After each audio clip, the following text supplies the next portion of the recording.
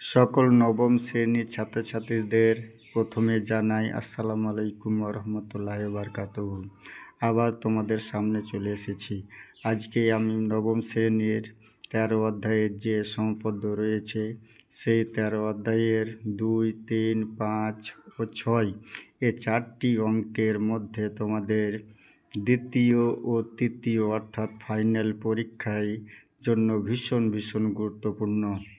তাই এই 13 অধ্যায়ের 2 নম্বর সমপদ্যটি খুবই সহজ করে তোমাদের বুঝিয়ে দিচ্ছি।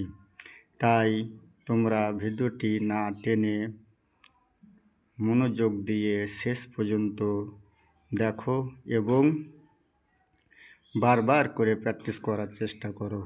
চলো শুরু করি। 2 নম্বর অঙ্কটা কি বলছে?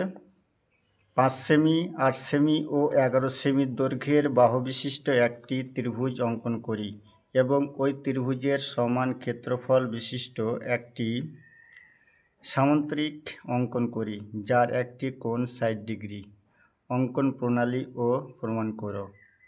তাহলে এখানে আমাদের কি করতে হবে?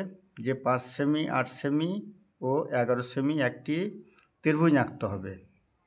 ঠিক আছে, এবার ত্রিভুজ আঁকার পর সেটাকে একটি সামান্তরিক আঁকতে হবে।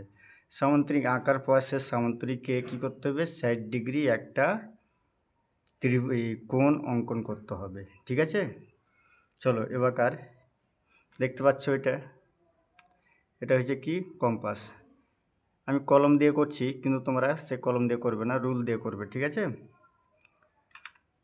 তাহলে এবারকার এই স্কেল দিয়ে প্রথমে আমরা 5 সেমি 8 সেমি এঁকে নেব। 0 থেকে ধরবে। ঠিক আছে, 1 থেকে ধরবে না, 0 থেকে ধরবে। তো চলো দেখো কীভাবে আঁকছি, ভালো করে দেখো, একবার দেখলে কিন্তু বুঝে নেবে। 0 থেকে প্রথমে 5 সেমি আমরা অঙ্কন করলাম, সরলরেখা আঁকলাম।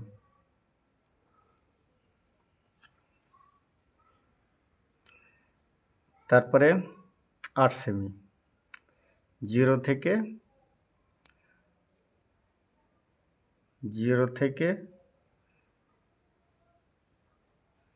8 পর্যন্ত।